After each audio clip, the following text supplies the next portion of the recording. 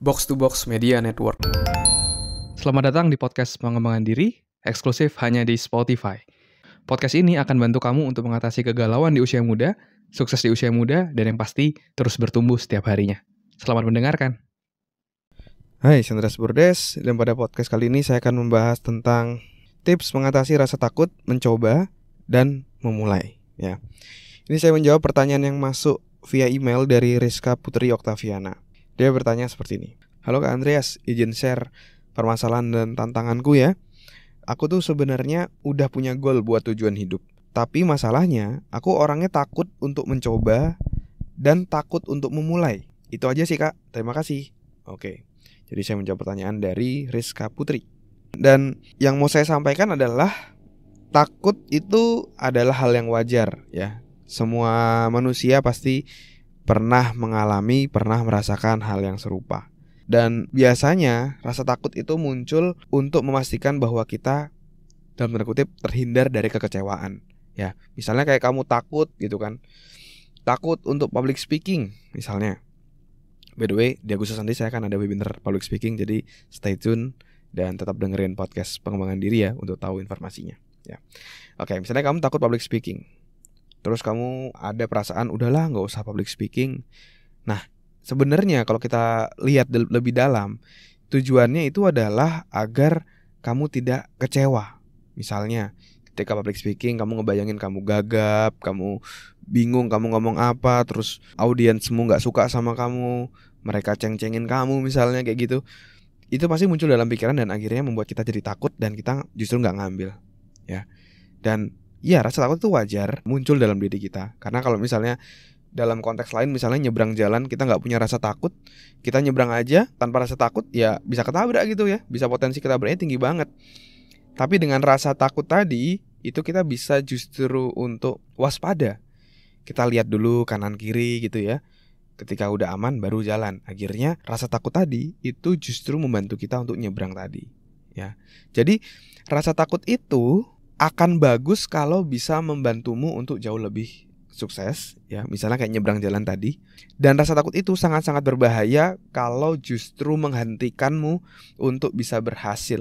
Seperti ketika kamu tadi takut untuk public speaking. Dan ketika public speaking misalnya, saya ada rasa takut gak? Pasti takut, bahkan kaki saya sampai gemeteran kayak gitu. Tapi saya tetap jalan. Kenapa?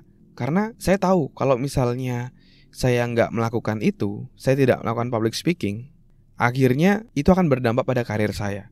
Karir saya akan stuck kayak gitu. Jadi saya rasakan rasa takut itu, tapi tetap lakukan. Selama tidak berbahaya, tidak membahayakan diri, tidak membahayakan nyawa kayak gitu, ya kamu harus tetap lakukan. Apalagi kalau itu bisa berpotensi untuk membuatmu jadi jauh lebih sukses, jauh lebih berhasil.